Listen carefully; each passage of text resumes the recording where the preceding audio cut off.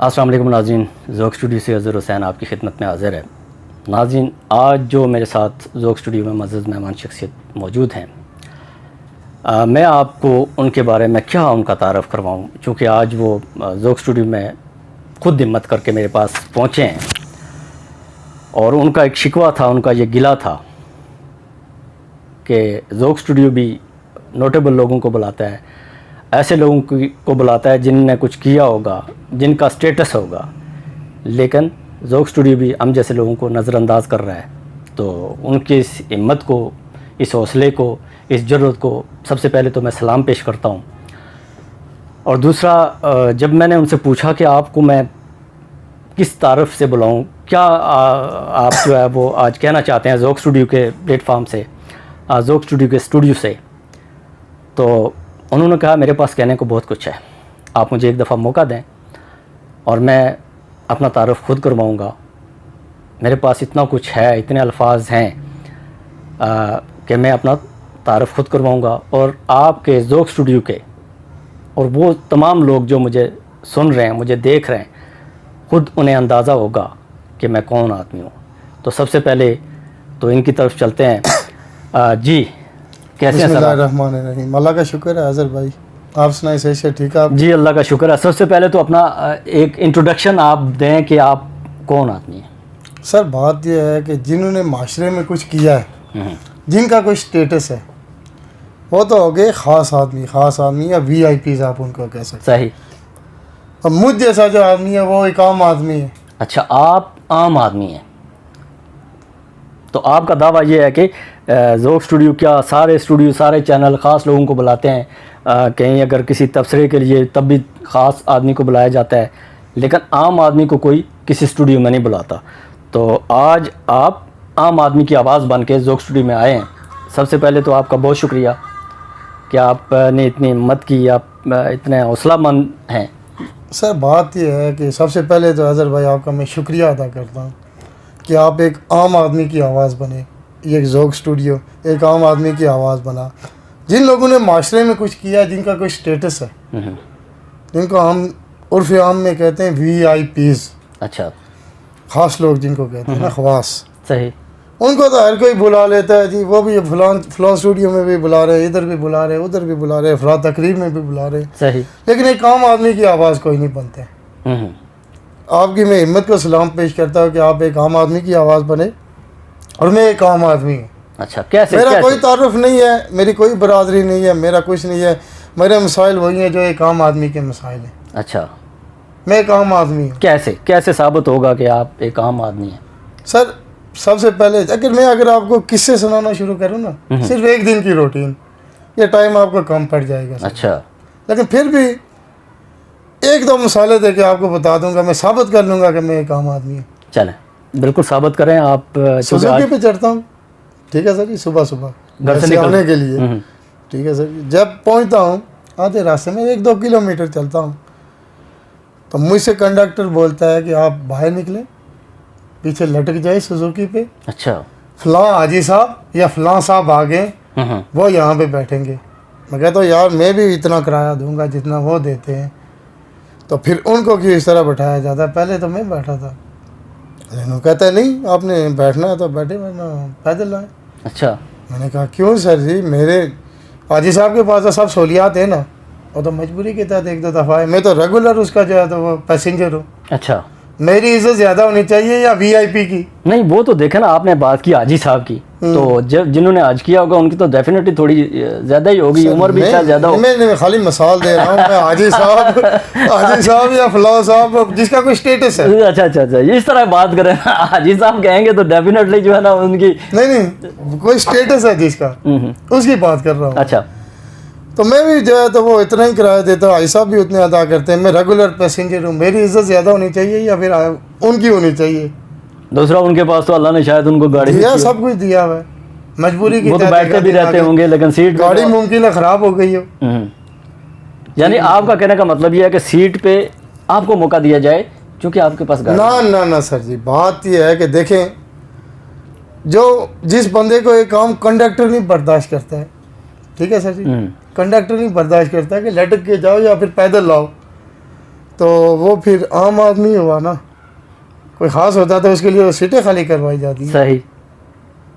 मैं गया सर जी महकमा बरक़ियात के ऑफिस में। अच्छा। पिछले दिनों आपको पता है कि वो बिजली के बिल ज़्यादा हो गए थे, वो टैक्सेस वगैरह फ्यूल एडजस्टमेंट वगैरह, और मेरी यूनिटें भी ज़्यादा लिख के चले गए। अच्छा, क्यों? क्यों सर जी, वो नहीं देखते ना। अच्छा। अंदाजे पे वहाँ मीटर रीडर आता है, वो अंदाजे पे दे के चला जाता है। किसी दुकान पे बैठा वहाँ पे बिल दिया, उसको पता आम आदमी का कौन सुनने वाला है। अच्छा। कोई VIP होगा तो उसको तो 150 रुपया बिल आता है महीने का, ऐसे भी चलता है। अच्छा, उनके मीटर बंद है। फिर बस सर वो गया, मेरी यूनिट भी ज़्यादा थी तो वो महकमा बरक़ियात के ऑफिस में चला गया। अच्छा। वहाँ पे जाके मैं एक लंबी लाइन में लग गया सर जी, क्योंकि आपको पता है सब लोगों ने टैक्सेस कम करवाने थे। किसी सही, कोई मसाइल होता है, बिल्कुल किसी ऐसे ही कोई था, मसाइल होते हैं। बिल्कुल ऐसे ही था, सारे लोग लाइन बहुत लोग आते हैं जी, हम लोग लाइन में लगे हुए 50वें 60वें नंबर पर हैं। अच्छा। बाहर से लोग आते हैं, आके जो आपने काम करवा के साथ बैठ के चाय भी पीते। अच्छा। कोल्ड ड्रिंक्स भी आ रही है जी, उनको वो भी पेश किए जा रहे हैं, और बिल भी ठीक उनके हो बिल भी ठीक हो गए। मैं सुबह से शाम तक इंतज़ार में रहा, तो शाम को मुझे जो है तो फिर ऐलान हुआ, यार आज फलां साहब उठ के अच्छा आपने कल होना है। अच्छा। मेरी तो पूरी तैयारी की, क्योंकि मैं कमाऊंगा तो मेरा घर चलेगा। सही। तो जब मैं वापस आया दूसरे दिन फिर आया, फिर भी नहीं, इसी तरह 50वें 60वें नंबर पे। अच्छा। फिर 3-4 दिन फिर किसी तरह चलो जी, किसी को कह कर अच्छा, फिर आपने भी सवारी लड़वानी पड़ी। अच्छा। तो वो बिल वगैरह तो कम हुआ, लेकिन मैं सोचने लगा यार अगर मैं भी अगर VIP होता तो पहले दिन ही आता तो डायरेक्ट आके बैठता, मुझे भी चाय पेश की जाती, मुझे भी कोल्ड ड्रिंक्स पेश किए जाते, और मैं जो है तो मैं भी बिल भी ठीक करवा के चला जाता। लेकिन मैं एक आम आदमी हूँ, इसीलिए मुझे किसी ने नहीं पूछा। हालांकि आपको सबसे पहले फारग करना चाहिए था। फिर जब बैंक की लाइन में गया, आपको पता है जब वहाँ पे बैंक की लाइन में 90 नंबर था मेरा। अच्छा। तो मुझसे आगे 99 लोग थे। सर जी मैं देखता हूँ बहुत लोग आ रहे हैं, मैनेजर साहब के कमरे में डायरेक्ट जा रहे हैं, या फिर वो कैशियर के पास जहाँ पे जमा होते हैं डायरेक्ट जा रहे हैं, चाय भी पी रहे हैं, उनके साथ खुशी इलाके से पेश भी आया जा रहा है। अच्छा। सारे मामला हो रहे हैं, उनके बिल भी जमा हो गए। मैं सुबह से शाम तक इंतज़ार में रहा। अच्छा। 3 बजे तक भूख और प्यास के आलम में उस लाइन में खड़ा रहा, गर्मी के आलम में, और जाके बड़ी मुश्किल से नंबर आया, मैंने बिल जमा करवाया। अगर मैं आम आदमी नहीं हूँ तो मुझे भी जो है तो वो मैनेजर साहब यानी आप डायरेक्ट अप्रोच होती। बिल्कुल ऐसे ही आपने जिस तरह कहा कि आपका 90 नंबर था, तो 99 लोग आपसे आपके साथ खड़े थे, तो ये 90 के 90 आम आदमी थे।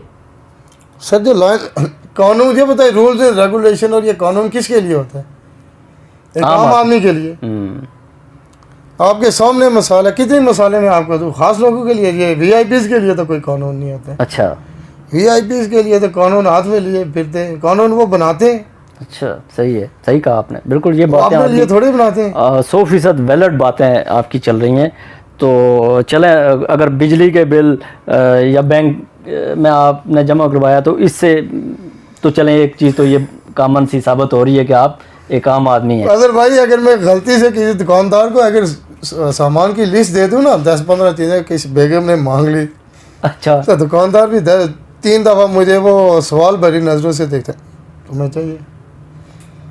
इतने देर में फलां जी एडवोकेट साहब आ गए, फलां साहब आ गए जी, ओ सर ये भी ताज़ी लाई हुई है, ये भी ताज़ी लाई हुई है, ये भी ताज़ी लाई हुई है। अच्छा। वो कहते हैं यार मेरे पास पैसे नहीं है, तुम बस यही दे दो। ठीक है सर जी। वो कहता है पैसे की कोई परवाह नहीं है जी, आप बस लेके जाएं जी, पैसे आपके कहाँ पे जाते हैं? अच्छा। मुझे देख के कहता है यार उधार बंद है।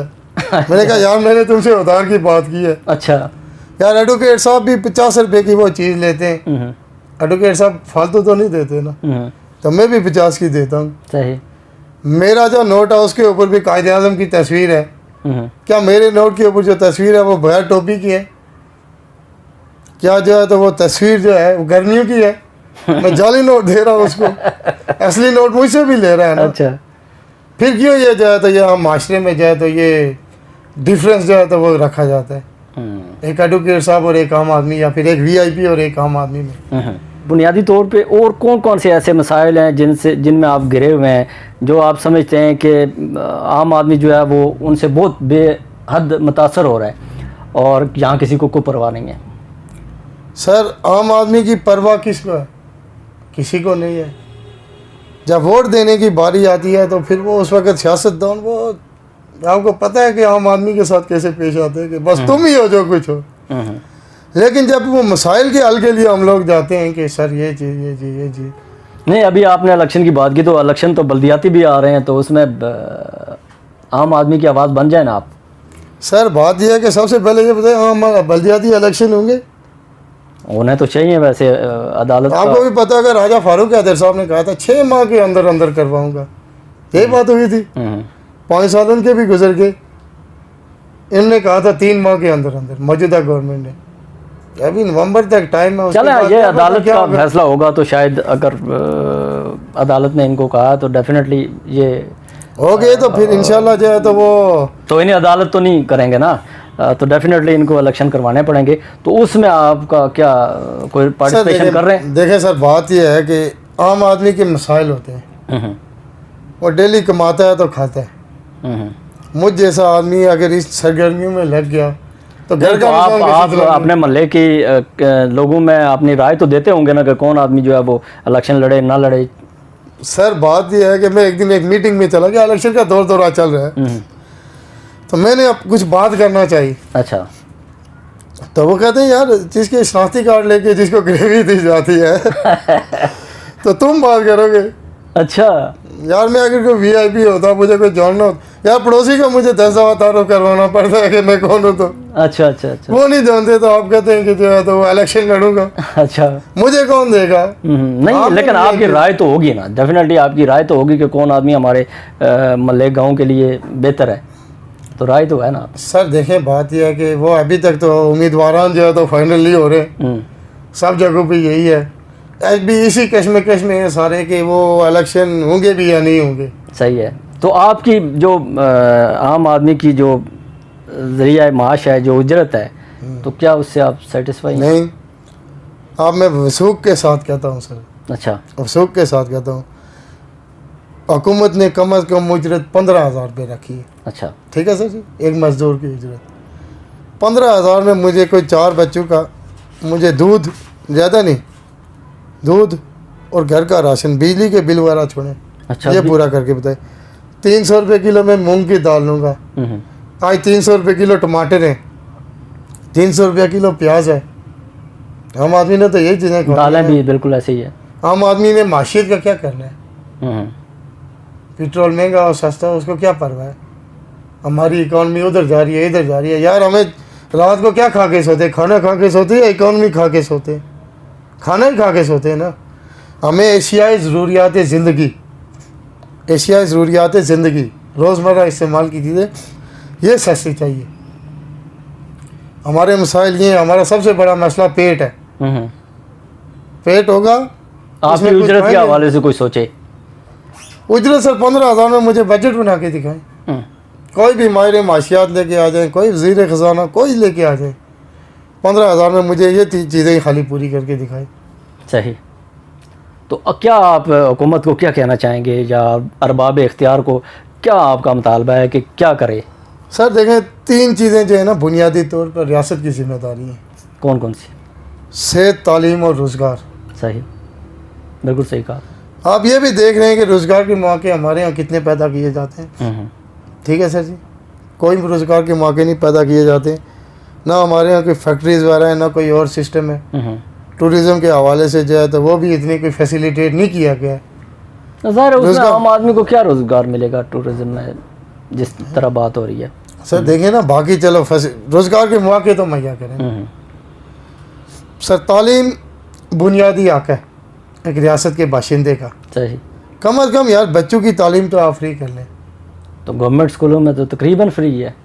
सर आपने पंजाब टेक्स्ट बुक बोर्ड के रेट बढ़े, 149 रुपये की केमिस्ट्री की बुक है 10th की या 9th की। जनाब ये बुक डिपो पे जाके कभी पता करना, 550 की मिलती है। अच्छा, कश्मीर में आके ये रेट है, ये फ्री तालीम इसको बोलते हैं आप। 10,000 की किताबें लेते हैं, यूनिफॉर्म वगैरह लगा के 15-20 हज़ार रुपये का एक माह में खर्चा पड़ जाता है हम जैसे गरीब आदमी को, आम आदमी को। तो ये फ्री तालीम है। तो क्या करना? हर चीज़ फ्री होनी चाहिए, यूनिफॉर्म से लेके, ठीक है सर जी, जूते, किताबें, और हर चीज़ फ्री होनी चाहिए। चूँकि सरकारी स्कूलों में तो बच्चे भी सबके तो नहीं पढ़ते ना। नहीं, वो उधर सिर्फ आम आदमी के बच्चे जाते हैं। क्या कभी किसी वीआईपी का बच्चा आपने सरकारी स्कूल में देखा? पढ़ते भी हैं। नहीं, सुख के साथ कहता हूँ नहीं। सरकारी स्कूलों के आप रिजल्ट देखे ना, मैट्रिक के रिजल्ट आए ना, कितनी पोजीशनें ली हैं सरकारी स्कूलों ने।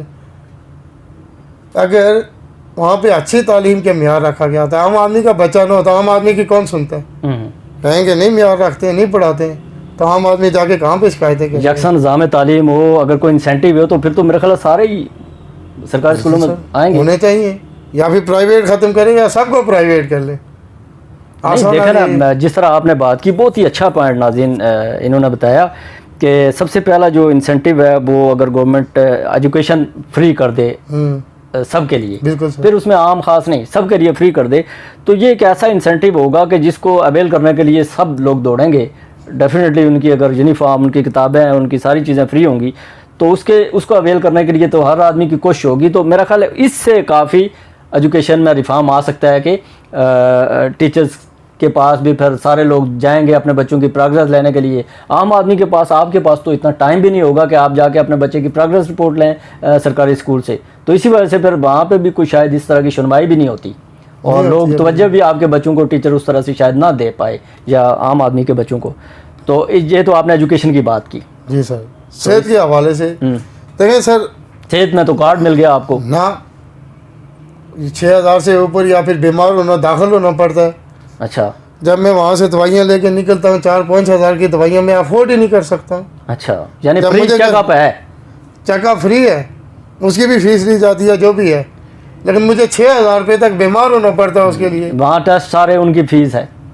ये तो आम आदमी की बीमारी क्या है, ये खांसी, जुकाम, नज़ला, ये वो, आम आदमी के तो यही बीमारियाँ है ना। और जब अगर इसको प्रॉपर तरीके से ट्रीट ना किया जाए, बर वक्त ना किया जाए, तो ये भी बड़ी बीमारी भी बन सकती है। उसके बाद भी सेहत कार्ड का इस्तेमाल होगा यार। बड़ी बीमारी बनने से पहले ही जो है तो आप इस सेहत के निज़ाम को ठीक कर लो।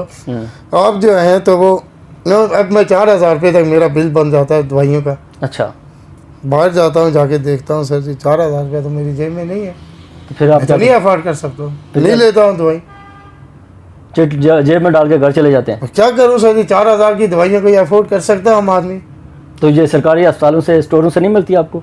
सर आप जाए, मुझे पेनाडोल की गोली लेके दिखाए, वहाँ पे कोई जाए पेनाडोल की गोली। अच्छा, ये बाहर से ही सारा कुछ लिख के देते सब कोई एक आध जो है तो आपका मिल जाए, हार्डली 20-30 रुपये वाली। अच्छा, बाकी तो सारा कोई बाहर से लेना पड़ता है। यानी सिर्फ डॉक्टर की चेकअप को छोड़ के की जो ट्रीटमेंट जो वहाँ से वो देते हैं वो सारी बाहर के लिए।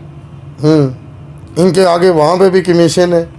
अच्छा, सबके तो आप क्या समझते हैं कि अगर एजुकेशन के साथ साथ हेल्थ की बुनियादी सहूलतें जो है वो सरकारी अस्पतालों में सबको सारी मेडिसिन फ्री दी जाए तो तब भी यानी एक बेहतरी की तरफ एक कदम हो सकता है? बिल्कुल सर जी, इस मामले में बेहतरी की तरफ हो सकता है, लेकिन मुझे 4,000 तक बीमार होना पड़े या 6,000 तक, तो उससे बेहतर है कि पहले ही जो है तो वो इनिशियल स्टेज जो होता है ना, उसी पे बीमारी को। यानी आप ये समझते हैं कि जनरल ओपीडी में आपको जो बिल्कुल इनिशियल जो आपकी बीमारी है उसके ऊपर आपको गवर्नमेंट को 100% दवाइयाँ जो है वो अवेलेबल होनी चाहिए स्टोरों में, जिनको आप खा के अपनी वो जो बीमारी है उससे आपको छुटकारा मिले और बड़ी बीमारी बनने से पहले ही आप रिकवर हो जाएं, आप ठीक हो जाएं। बिल्कुल सर जी। तो ये तो आपने हेल्थ की बात की, और इसके बाद तीसरी जो बात आप कोई करना चाह रहे थे, कौन सी? रोजगार के हवाले से मैंने रोजगार के मौके मुहैया करने चाहिए गवर्नमेंट को। जब बजट बनाए आम आदमी को देख के बनाए। अच्छा, देखें हमारे पास इतना बजट ही नहीं होता कि यहाँ कोई फैक्ट्रियाँ लगाएं, यहाँ कोई इस तरह की रोडें बने, तो आम आदमी कैसे लेबर यहाँ काम करेगी? क्या ऐसे रोज़गार पैदा होंगे?